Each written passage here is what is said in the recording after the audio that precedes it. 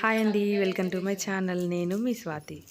ఇవాళ నేను మాకు తెలిసిన వాళ్ళ ఇంట్లో సత్యనారాయణ స్వామి నోముకున్నారండి.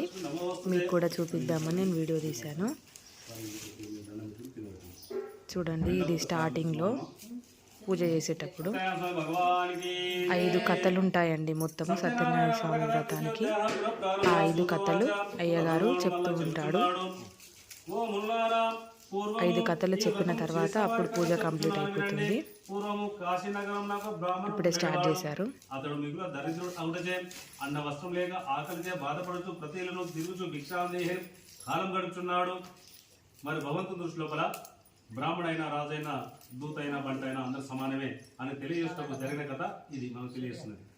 ఆ బ్రాహ్మణుడు దరిద్రం తాండవించి ఎంతో వేద విద్యల ఆ మంగళ నీరాజనంతర నమస్కారం సమర్పయాం. దీపం చక్కెర కొబ్బరికాయ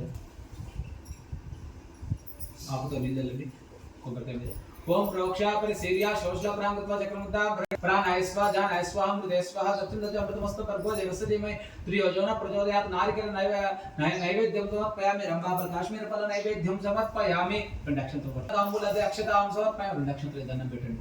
దక్షిణ తాంబూల తాత్కాలిక దక్షిణ శ్రేష్ఠతాం సమర్పయామి. నమస్కరోమి. తాత్కాలిక మంగళ నీరాజనం దర్శయామి. శ్రీ వెంకటనివాసాయ శ్రీనివాసాయ మంగళం. శ్రీ మహారమానారాయణ స్వామి దేవతాభ్యో నమః. ఆనంద కర్పూర మంగళ నీరాజనం దర్శయామి. మంగళ నీరాజనంతర నమస్కారం సమర్పయామి. జై బోల రమా సత్యనారాయణ స్వామికి జై. దేవతాభ్యో ఆత్మ ప్రశ్న అక్షతో పట్టుకొని ఆత్మ ప్రశ్న చేసుకుని నమస్కారం చేసుకుని చక్రము గద పద్మము మొదలగు అలంకారములతో పట్టు పీతాంబరములు ధరించి మణిమయ భూషణం ధరించి ఆ యొక్క శ్రీమన్నారాయణుడు సర్వ దివ్య మంగళ స్వరూపునిగా దర్శనమిచ్చినడా. ఆ యొక్క దర్శనాన్ని గాంచి నారదుడు సంతోషపడి దండం పెట్టి, అయ్యా అఖిలాండకోటి బ్రహ్మాండ నాయక ఆది మధ్యాంతరహిత ఆపద్బాంధవ అనాథరక్షగా ఓ శ్రీమన్నారాయణ, నీకు భక్తితో నమస్కరిస్తున్నాను స్వామి అని ప్రార్థించగానే ఆ శ్రీమన్నారాయణుడు ఆనందపడి లేచి కూర్చుండి, ఓ నారద, నీవు వచ్చిన కారణమేమి, నీ కోరిక తీరుస్తావు చెప్పమని అడిగిందట. అప్పుడు నారదుడు, అయ్యా శ్రీమన్నారాయణ, నాకేమి కోరికలు లేవు అని అన్ని లోకములు సంచరించుకుంటూ మార్గదేశంలో భూలోక సంచారం ముగించుకొని తమ వద్దకు వేయించేసినాను. అయ్యా, మరి భూలోకంలో మానవులందరూ నానా యోనులు అందబట్టుచో నానా విధమైన కష్టంలో పాలవుతున్నారు. వారి కష్టము తొలగిపోవడకు ఏమైనా మార్గం ఉంటే అనుగ్రహింపండి ప్రభు అని ప్రార్థించగానే శ్రీమన్నారాయణ సంతోషపడి, ఓ నారద, నీవు లోకక్షేమానికై చక్కని విషయాన్ని అడిగినావయ్యా. మరి దానికి ఒక వ్రతం ఉన్నది. ఆ వ్రతాన్ని సత్యదేవుల వ్రతం అంటారు. ఆ వ్రతం నువ్వు భక్తి శ్రద్ధతో చేసినట్లయితే ఇహలోకంలో సకల ఐశ్వర్యం కలుగుతాయి, సకల దుఃఖములు తొలగిపోతాయి, కోరికలు నెరవేరుతాయి. మరి అంత్యంలో పరలోక మోక్షాన్ని పొందుతారు అని తెలిపిండట. అప్పుడు నారదుడు సంతోషపడి, అయ్యా శ్రీమన్నారాయణ, ఆ వ్రతం ఎట్లా చేయవలను, దాన్ని ఎవరు చేసినారు, అది అంతే. శ్రీమన్నారాయణ సంతోషపడి, ఓ నారద, సత్యనారాయణ వ్రతము సకల దుఃఖంలో నివారణ చేస్తుంది, అన్ని కష్టం నుంచి గట్టెక్కించబడతాను, మరి సంతానం కలుగుతుంది, అన్ని పనులందు జయప్రదంగా ఉంటుంది. ఈ వ్రతము వైశాఖ మాసము, మాఘ మాసము, కార్తీక మాసము లేదా ఒక శుభదినంగా చేయవచ్చును. కష్టము సంభవించినప్పుడు, దరిద్రంతో బాధపడుచున్నప్పుడు ఈ వ్రతం చేయడం మంచిది. ఏదైనా వివాదము, జగడములు, కోర్టు కేసులు, కొట్లాటలు కలిగినప్పుడు, అయ్యా శ్రీమన్నారాయణ, ఈ గండం నుంచి గట్టెక్కించు స్వామి అని స్వామిని వేడుకొని వ్రతం చేసుకున్నట్లయితే అలాంటి గండం నుంచి గట్టెక్కించబడతారని చెప్పి తెలుపుచున్నాడు. ఇంకను, ఓ నారద మహాముని, ఈ వ్రతంలో శక్తి గలవారు ప్రతి నెల చేయవచ్చును, లేదా సంవత్సరానికి ఒక మారాయణ చేయవచ్చును, ఎవరి శక్తి అనుసారం వారు చేయవచ్చును. మరి వ్రతం చేయవారు సత్యనారాయణ పౌర్ణ తిథి ఎందు గాని, ఏకాదశి నాడు గాని, రవి సంక్రమణ దినములు గాని, లేదా ఒక శుభ గడి ఎందు గాని చేసుకునవచ్చును. సూర్యుడు ఉదయించక ముందే నిద్ర లేవాలి.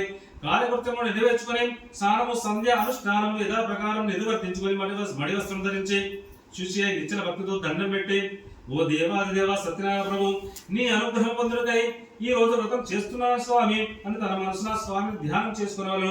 ఆ విధంగా సంకల్పం చేసి మధ్యాహ్న కాలం కూడా కర్మ అనుష్ఠానం నెరవేర్చుకుని మరలా సాయంకాలం మరలా స్నానం చేసి రాత్రి ప్రారంభ కాలంలో వ్రతం చేయవలెను.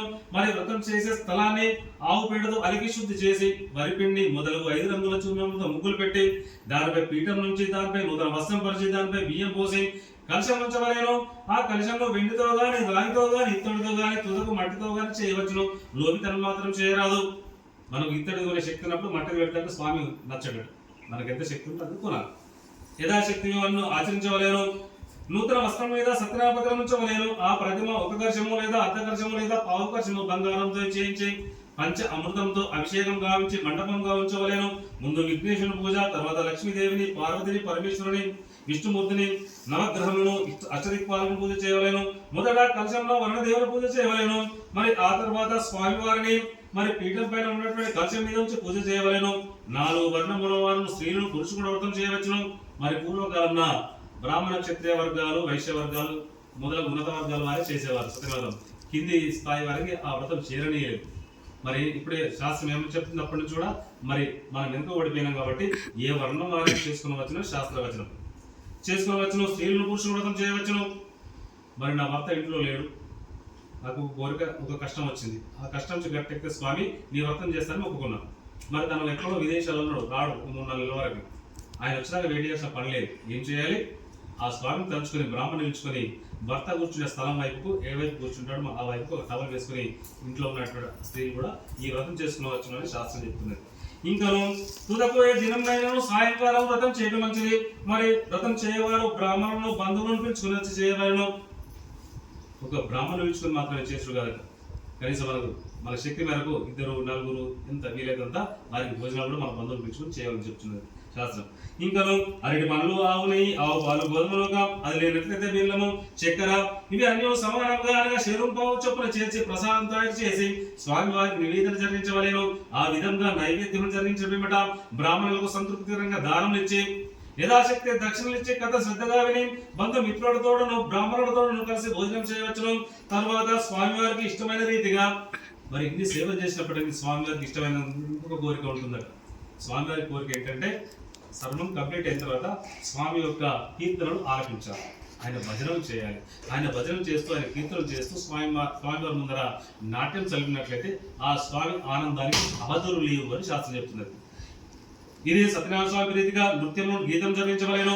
ఇదే భూలోకంలో కలియుగంలో ఇష్ట కాంతార్థం పడేడు మిక్కిలి సులభ మార్గము. ఇది స్కందాపురాణే రేవాఖండే సత్యనారాయణ వ్రత కథయం ప్రథమో అధ్యాయ సమాప్తః.